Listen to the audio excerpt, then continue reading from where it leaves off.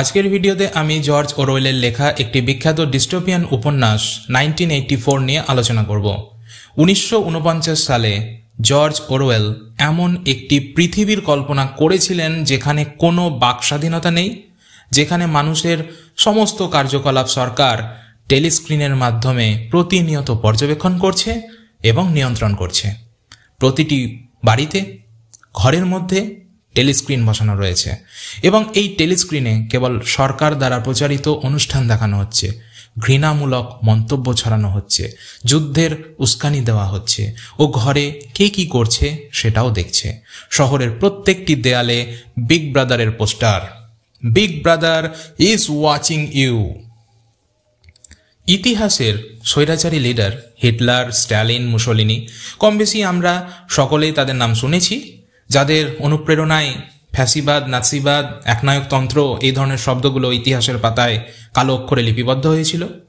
গণতন্ত্রকে কফিনে বন্দি করে সমাধিস্থ করেছিল তারা এমন এক ধরনের কনসেপ্ট তৈরি করেছিল যে এই পৃথিবীতে কেবলমাত্র একটি লিডার থাকবে যে সব কিছু নিয়ন্ত্রণ করবে ও সব কিছুই দখল করে বিশ্বের দরবারে নিজেকে সুপার পাওয়ার হিসেবে প্রতিষ্ঠিত করবে। একনায়কতন্ত্রের একটি উদ্দেশ্য, একটি লিডার, একটি সরকার, একটি নীতি, পাওয়ার পাওয়ার পাওয়ার। মানুষকে ভয় দেখিয়ে, দমনপীড়ন চালিয়ে গণতন্ত্রকে ধ্বংস করাটাই তাদের একমাত্র উদ্দেশ্য। টোটালিট্যারিয়ানিজম অর্থাৎ সর্বগ্রাসীবাদ এমন একটি রাজনৈতিক ব্যবস্থা যেখানে সমস্ত রাজনৈতিক, সামাজিক, অর্থনৈতিক এমনকি ব্যক্তিগত বিষয়ের উপর টোটাল কন্ট্রোল থাকে সরকারের, যেখানে একটি সরকার থাকবে, একটি নেতা থাকবে এবং সরকারের বিরোধিতা করে এমন যে কোনো বিরোধী দল, ব্যক্তিকে নিষিদ্ধ ঘোষণা করা হবে। টোটালিট্যারিয়ানিজমে ব্যক্তিজীবন ও সমাজের জন্য এটা একটা অভিশাপ।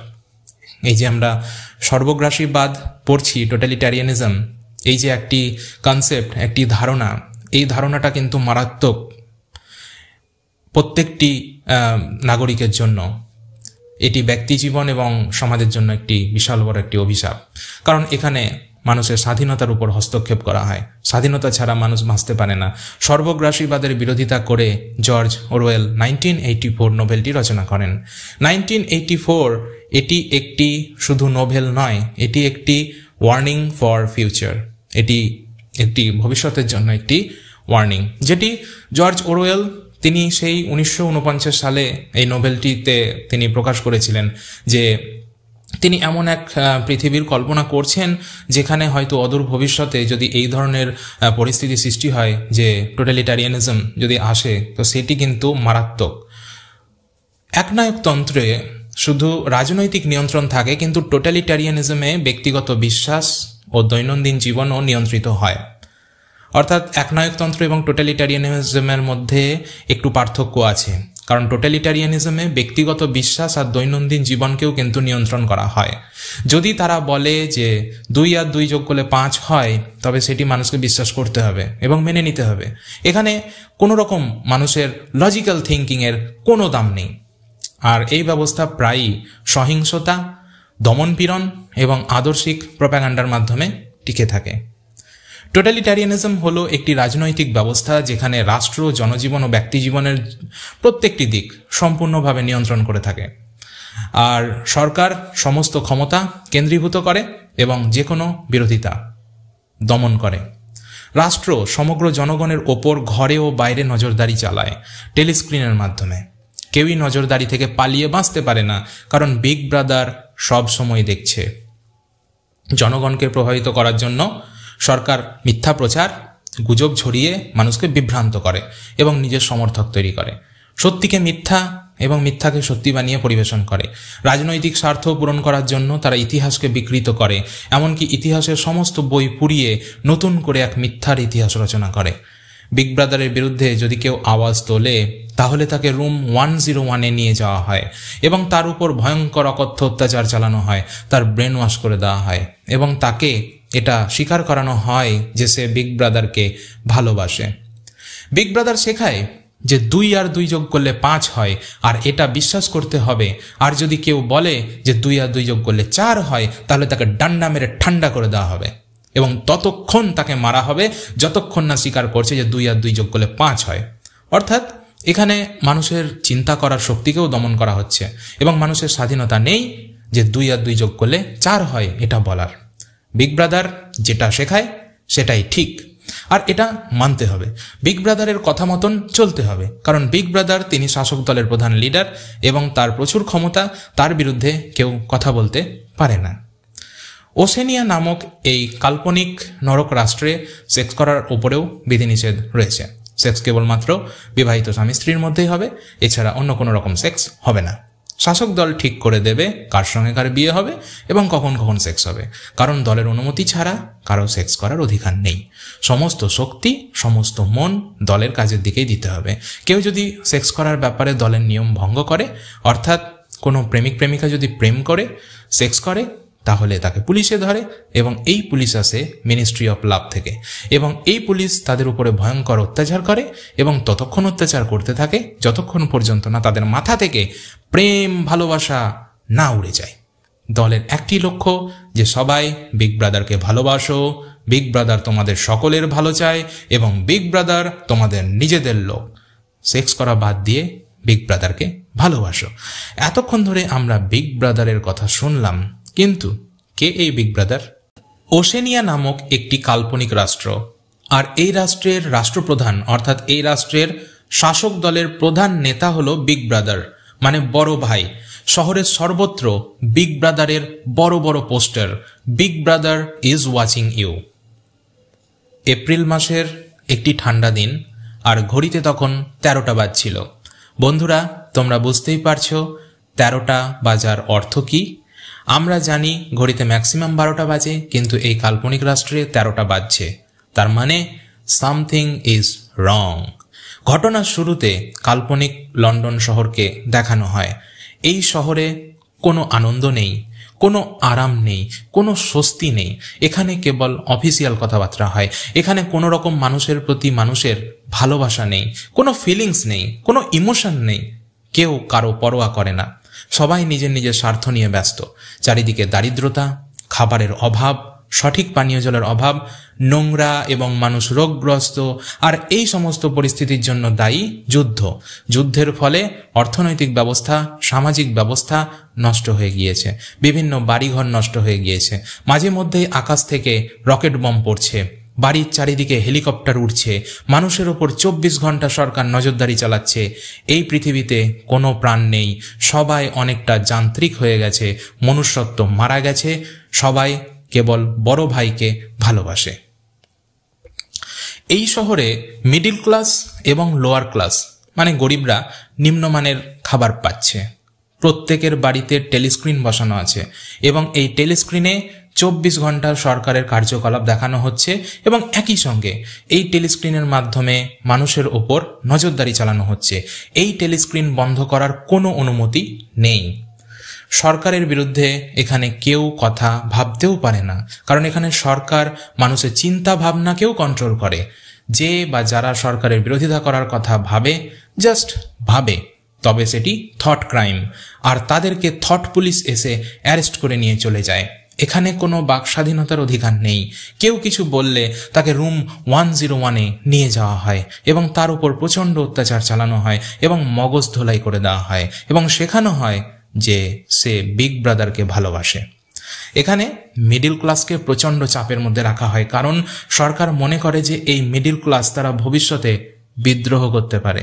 অন্যদিকে আপার ক্লাস অর্থাৎ বড়লোক শ্রেণী, তাদের কেবলমাত্র সব থেকে বিশেষ সুবিধে দেওয়া হয়। তারা সবার থেকে আলাদা সুযোগ সুবিধা ভোগ করে এবং সরকার তাদেরকে ছাড় দিয়েছে।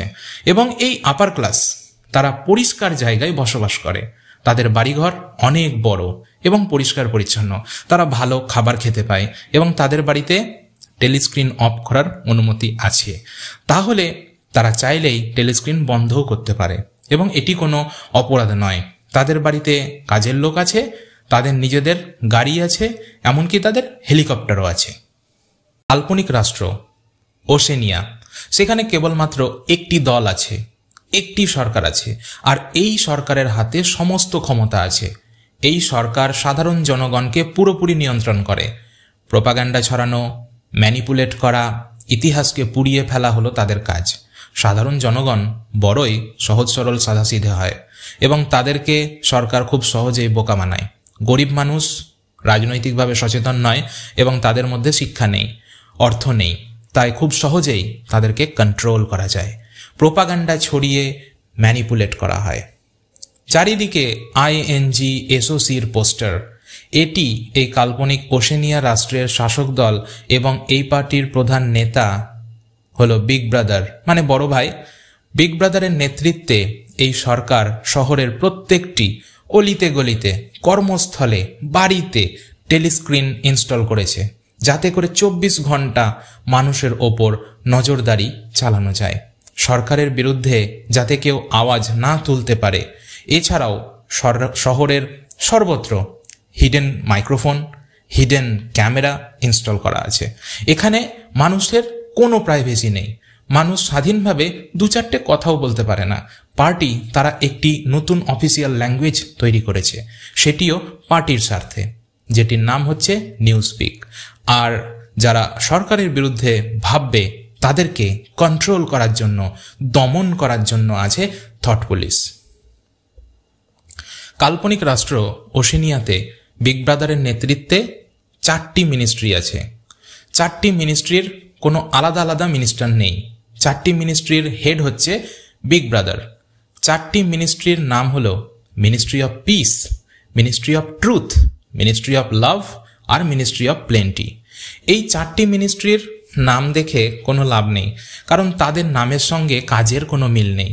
মিনিস্ট্রি অফ পিস যারা কেবল সবসময় যুদ্ধ নিয়ে ব্যস্ত থাকে, কিভাবে যুদ্ধ লাগানো যায় সেই নিয়ে তারা নানা রকম কূটনৈতিক বুদ্ধি তৈরি করে। তাহলে বুঝতেই পারছো মিনিস্ট্রি অফ পিসের কাজ কি।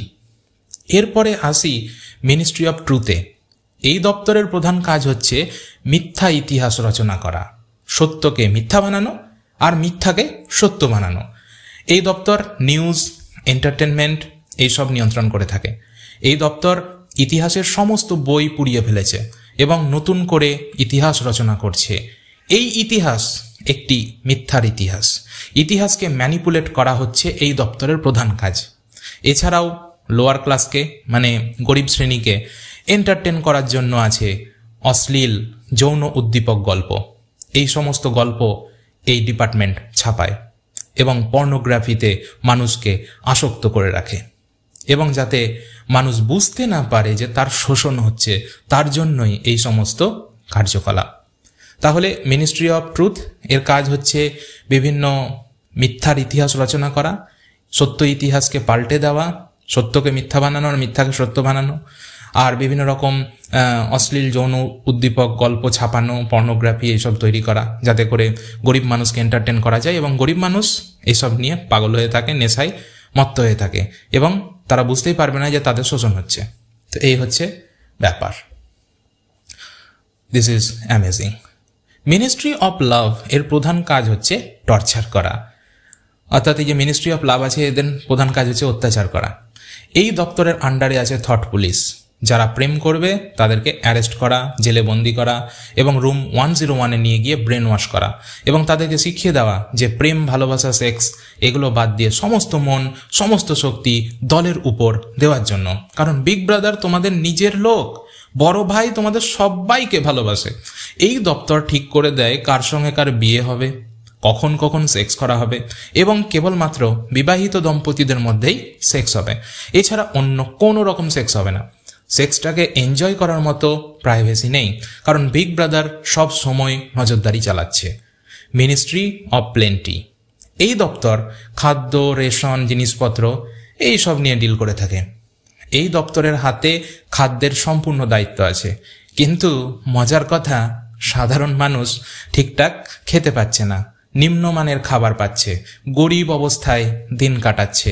এক কথায় খাবারের মান খুবই নিম্নমানের। আর এই দপ্তর লটারি খেলায় এবং গরিব মানুষকে বোকা বানিয়ে রাখে। গরিব মানুষ কখনো কখনো ছোটোখাটো পুরস্কার পায়, কিন্তু বড় পুরস্কারগুলো কোনো অজানা কাল্পনিক লোক পায়, কিন্তু কে পায় তার কোনো হদিস পাওয়া যায় না।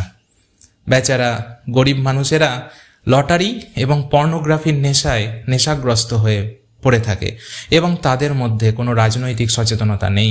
তারা বুঝতেও পারে না যে তাদের শোষণ হচ্ছে।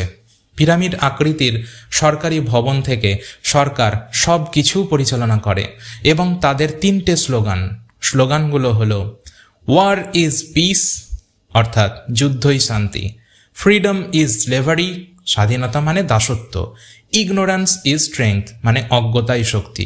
এই ধরনের double meaning, double thinking George Orwell দারুণভাবে তৈরি করেছেন তার এই নোবেল 1984-এ। বিগ ব্রাদার কিছু নিয়ম কানুন তৈরি করে রেখেছে, যেমন এখানে কেউ যদি ধরো বড় ভাইয়ের বিরুদ্ধে কোনো কিছু চিন্তাও করে, মানে শুধু জাস্ট চিন্তা করে বড় ভাইয়ের বিরুদ্ধে কিছু ভাবনা চিন্তা, তাহলে তাকে থট পুলিশ এসে ধরবে এবং জেলে বন্দি করে দেবে। শুধু তাই নয়, তার ওপর অকথ্য অত্যাচার চালানো হবে এবং তার ব্রেন ওয়াশ করে দেওয়া হবে। পার্টি যদি বলে 2 আর 2 যোগ করলে 5 হয়, তবে সেটিও মেনে নিতে হবে। আর যে মানবে না তাকে এই পৃথিবী থেকে, শুধু পৃথিবী থেকে নয়, এমনকি ইতিহাসের পাতা থেকে, সমস্ত জায়গা থেকে তার নাম মুছে দেওয়া হবে এবং এটা এমনভাবে করা হবে যেন মনে হবে যে সেই ব্যক্তির এই পৃথিবীতে কোনোদিন অস্তিত্বই ছিল না।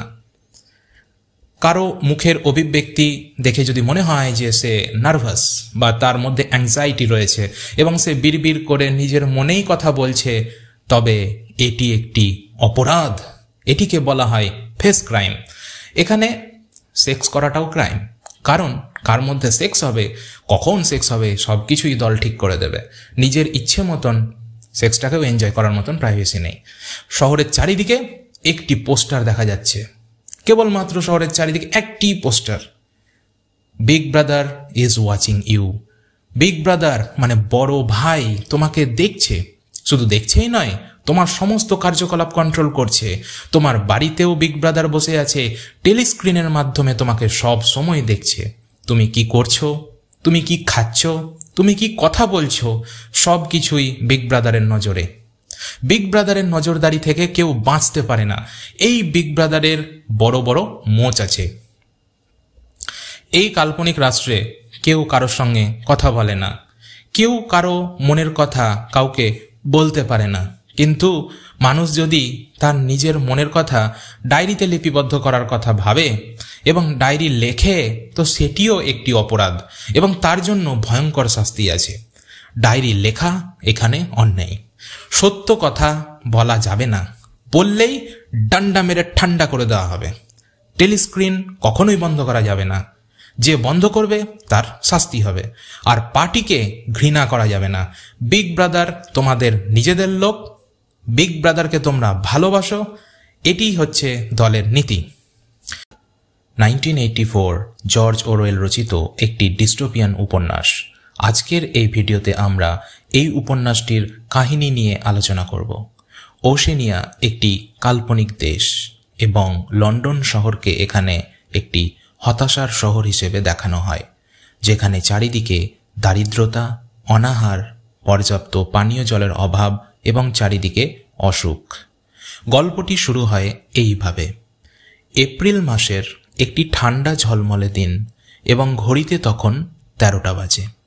শুনতে অসম্ভব মনে হলেও এই কাল্পনিক রাষ্ট্র ওশেনিয়াতে 13টা বাজে এবং এই 13টা বাজার মধ্য দিয়ে বোঝা যাচ্ছে যে কোথাও একটা বড়সড় গণ্ডগোল আছে।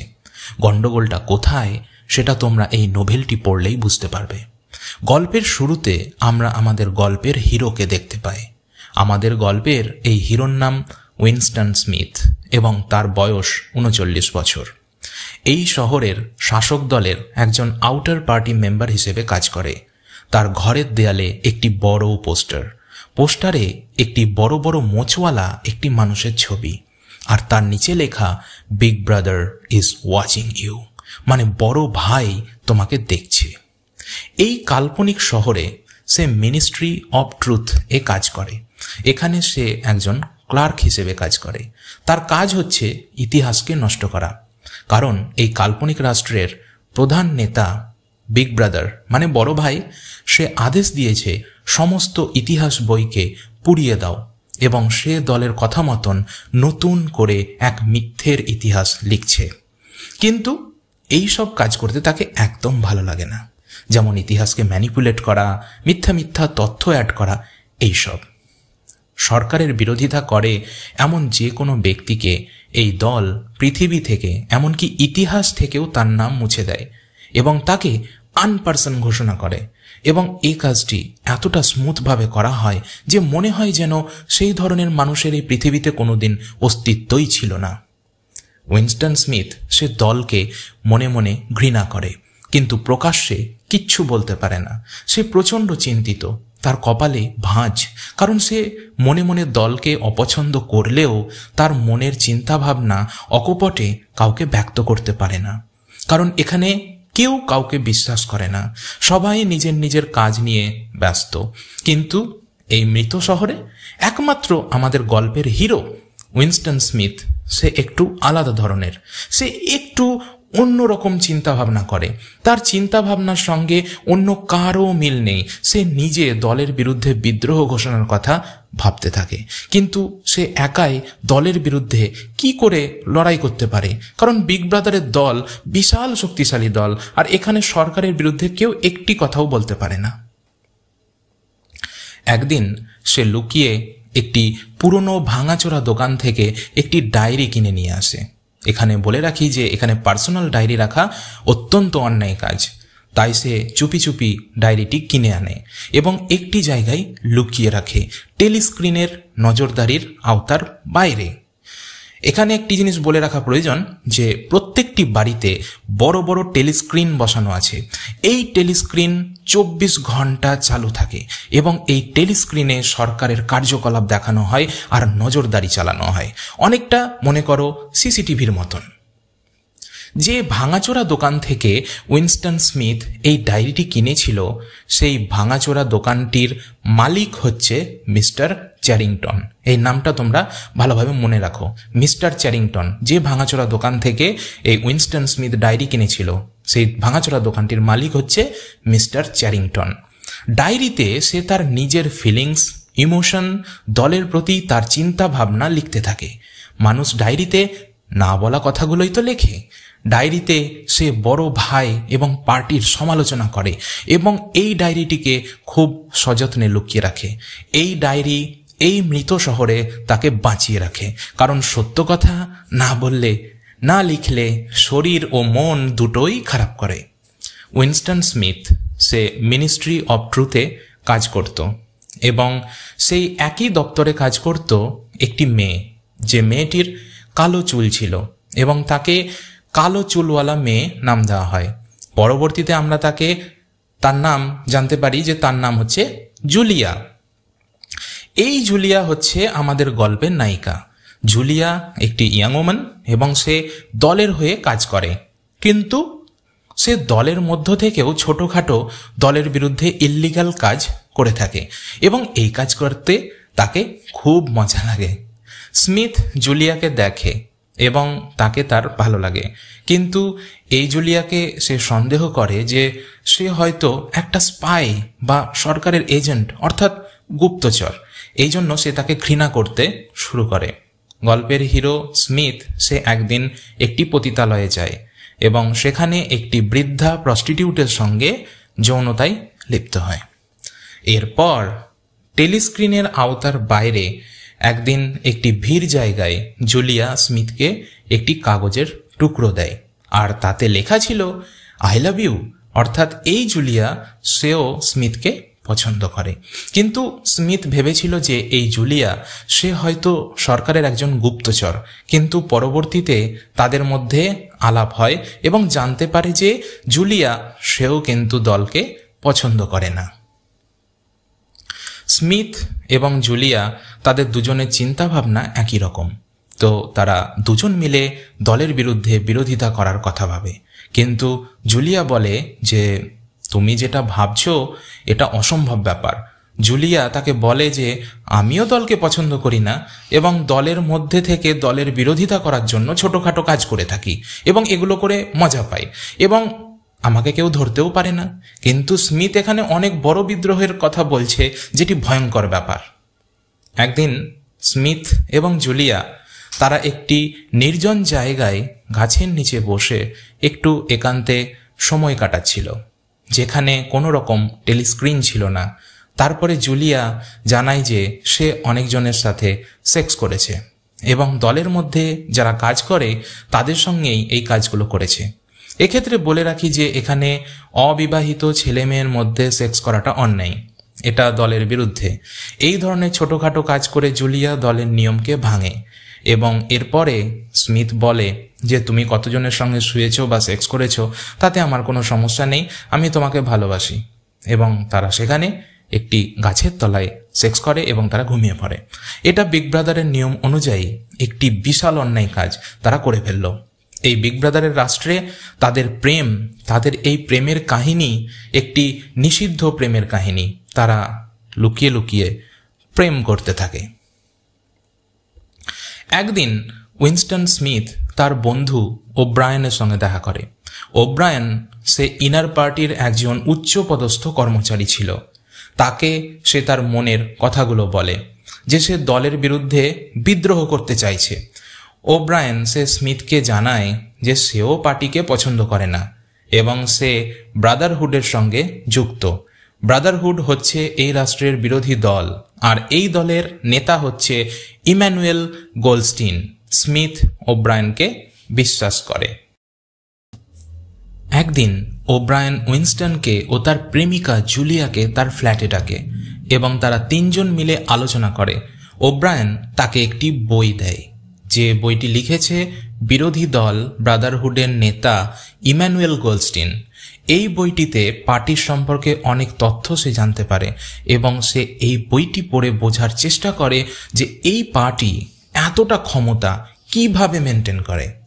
এরপরে একদিন উইনস্টন যে ভাঙাচোরা দোকান থেকে একটি ডায়েরি কিনেছিল তার দোতলায় সে একটি রুম ভাড়া নেয় এবং সেখানে উইনস্টন স্মিথ এবং জুলিয়া তারা এক যৌনতার গভীর সমুদ্রে ডুব দেয়। সেখানে তারা জীবনটাকে এনজয় করে।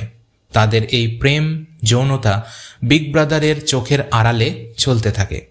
একদিন স্মিথ জুলিয়ার সঙ্গে সেক্স করার পর তার একটি স্মৃতি মনে পড়ে।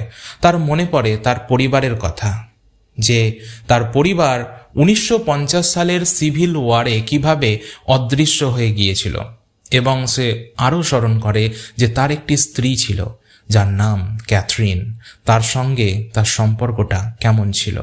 ক্যাথরিন যৌনতার প্রতি অতটা ইন্টারেস্টেড ছিল না, কারণ পার্টি থেকে তার উপর নানা রকম চাপ ছিল। পার্টির নিয়ম অনুযায়ী তাকে চলতে হতো। সপ্তাহে অন্তত একবার তাদের মধ্যে সেক্স হতো।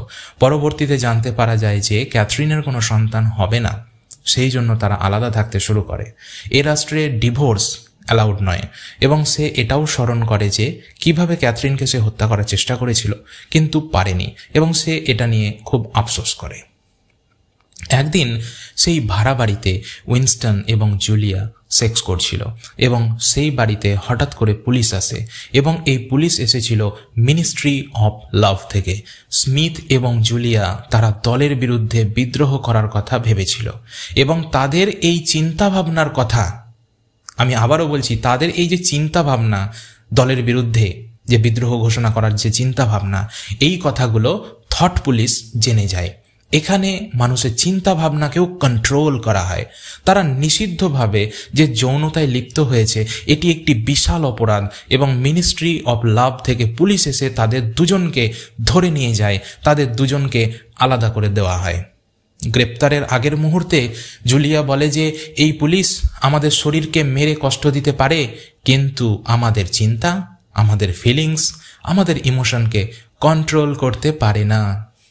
উইনস্টন স্মিথকে পুলিশ নিয়ে যায় রুম 101-এ। ভয় কাকে বলে সেটি উইনস্টন স্মিথ রুম 101-এ গেলেই বুঝতে পারবে। এখন প্রশ্ন আসে যে উইনস্টন স্মিথ এবং জুলিয়া তারা তো দুজনের টেলিস্ক্রিনের বাইরে একান্তে একটি ভাড়া বাড়িতে সময় কাটাচ্ছিল, তো হঠাৎ করে কে তাদের খবর বড় ভাইকে মানে বিগ ব্রাদারকে দিয়েছিল? এক্ষেত্রে বলে রাখি বন্ধুরা যে তাদের খবর দিয়েছিল সেই দোকানেরই মালিক, যে দোকানের দোতলায় তারা ভাড়া ছিল, যার নাম হচ্ছে মিস্টার চ্যারিংটন। তিনি একজন থট পুলিশের আন্ডার কভার এজেন্ট, একজন গুপ্তচর, একজন স্পাই এবং সমস্ত ইনফরমেশন সেই বিগ ব্রাদারের ডিপার্টমেন্টে দিয়েছিল। তাহলে বুঝতেই পারছো চারিদিকে গুপ্তচর ছড়িয়ে রয়েছে। তো এই মিস্টার চ্যারিংটন সে একজন গুপ্তচর। তারপরে উইনস্টন স্মিথের সঙ্গে ওব্রায়েনের সাক্ষাৎ হয়। স্মিথ অবাক হয়ে যায়, আসলে ওব্রায়েন স্মিথের বন্ধু হওয়ার ভান করেছিল। সে হচ্ছে আসলে একজন সরকারের এজেন্ট বা গুপ্তচর। তার বোঝকাণ্ড, এই যে ওব্রায়েন যাকে উইনস্টন স্মিথ তার বন্ধু ভেবেছিল, সেও একজন সরকারের এজেন্ট বা গুপ্তচর। উইনস্টন স্মিথ যাদেরকে বন্ধু ভেবেছিল তারাই একজন এজেন্ট অর্থাৎ সরকারের গুপ্তচর। উইনস্টন স্মিথকে রুম 101-এ জীবনের সব থেকে খারাপ অভিজ্ঞতার স্বাদ গ্রহণ করানো হয়। তাকে কত মাস ধরে অভুক্ত রাখা হয়, কিচ্ছু খেতে দেওয়া হয় না, নানা রকমভাবে অকথ্য অত্যাচার চালানো হয়। তাকে মেরে পিটে স্বীকার করানো হয় যে সে বিগ ব্রাদারকে ভালোবাসে।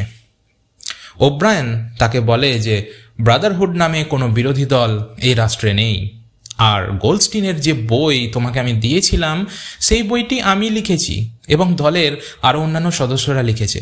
আসলে এটি ছিল একটা ট্র্যাপ, একটি ফাঁদ। দলের বিরুদ্ধে, সরকারের বিরুদ্ধে যারা বিদ্রোহ করার কথা ভাবে তাদেরকে ধরার একটি ফাঁদ। আর এই ট্র্যাপে উইনস্টন স্মিথ ফেঁসে গিয়েছে, বেচারা উইনস্টন স্মিথ। ওব্রায়েন বলে যে দলের এত ক্ষমতা সেটি দলের নিজের ভালো করার জন্যেই, দলের স্বার্থেই ক্ষমতা। এই ক্ষমতা মানুষের ভালো করার জন্য নয়। বেচারা উইনস্টন স্মিথ খুবই খারাপভাবে ফেঁসে গেল। মাসের পর মাস উইনস্টন স্মিথের উপরে অত্যাচার চালানো হয়। রুম 101-এ তাকে জিজ্ঞাসা করা হয় যে বল 2 আর 2 যোগ করলে কত হয়। তো উইনস্টন স্মিথ সে বলে 4 হয়। তো সেই জন্য তাকে আরও মারা হয়। বড় ভাইয়ের পুলিশ বলে যে বল 2 আর 2 যোগ করলে 5 হয়, এবং তার উপর এতই অকথ্য অত্যাচার চালানো হয় যে সে এটা বিশ্বাস করতে বাধ্য হয় যে 2 আর 2 যোগ করলে 5ই হয়। তার ব্রেন ওয়াশ করে দেওয়া হয় ওই রুম 101-এ। বিগ ব্রাদার ডান্ডা মেরে উইনস্টন স্মিথকে বুঝিয়ে দেয় যে পাওয়ার কাকে বলে। সব থেকে খারাপ হয় যখন রুম 101-এ স্মিথের জীবনে একটি ক্লাইম্যাক্স নেমে আসে। আমাদের গল্পের হিরো উইনস্টন স্মিথ ইঁদুর দেখে প্রচণ্ড ভয় পেত। ইঁদুরের প্রতি তার একটা ফোবিয়া ছিল। ইঁদুর দেখলে সে পাগলের মতন হয়ে যেত। আর এই ক্ষেত্রে তার এই ভয়টিকেই কাজে লাগানো হয়। তাকে একটি চেয়ারে বেঁধে দেওয়া হয়, তার মাথায় একটি খাঁচা বেঁধে দেওয়া হয় এবং সেই খাঁচার মধ্যে বড় বড় ইঁদুর ছেড়ে দেওয়া হয়। এই ইঁদুর প্রচণ্ড ক্ষুধার্ত এবং ইঁদুরগুলো খাঁচা থেকে বের হবার জন্য উইনস্টনের মুখকে কেটে বেরোনোর চেষ্টা করবে। এবার উইনস্টন বলে যে আমাকে কেন এত অত্যাচার করছো, সব জুলিয়া জানে, আমি কিছুই জানি না, যদি অত্যাচার করতে হয় জুলিয়াকে করো। এই ঘটনার পর তাকে ছেড়ে দেওয়া হয়। এরপর একদিন একটি ক্যাফেতে উইনস্টন স্মিথকে দেখানো হয়। উইনস্টন স্মিথ তার অবস্থা খুবই খারাপ, সে প্রচণ্ড বৃদ্ধ হয়ে গিয়েছে, তার চোখে মুখে সমস্ত হতাশার চিহ্ন। সেখানে জুলিয়া আসে, কিন্তু তাদের মধ্যে আর কোনো ভালোবাসার কথা হয় না। তাদের মধ্যে কেবল অফিসিয়াল কথাবার্তা হয়, কেবলমাত্র বিগ ব্রাদারের কথা হয়। অর্থাৎ এই বিগ ব্রাদার তার ক্ষমতা প্রয়োগ করে তাদের মধ্যে যে ভালোবাসাটা ছিল সেটাকে নষ্ট করে দিতে সক্ষম হয়। স্মিথ একটি টেলিস্ক্রিনের দিকে তাকিয়ে থাকে এবং টেলিস্ক্রিনে তখন দেখানো হচ্ছে যে বিগ ব্রাদার ইউরেশিয়ান নামক একটি দেশ জয় করে নিয়েছে।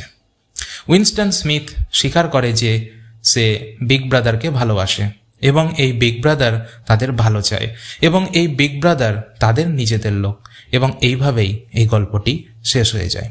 আশা করছি তোমাদের 1984 উপন্যাসটির কাহিনী তোমরা বুঝতে পেরেছ। আজকের মতো ক্লাস এই পর্যন্তই। আগামী আরেকটি ক্লাসে তোমাদের সাথে দেখা হচ্ছে। ততক্ষণ সকলে ভালো থেকো এবং সকলকে ভালো রেখো। সাহিত্য পড়তে থাকো এবং সাহিত্যকে ভালোবাসতে থাকো। সাহিত্যই জীবন। ধন্যবাদ।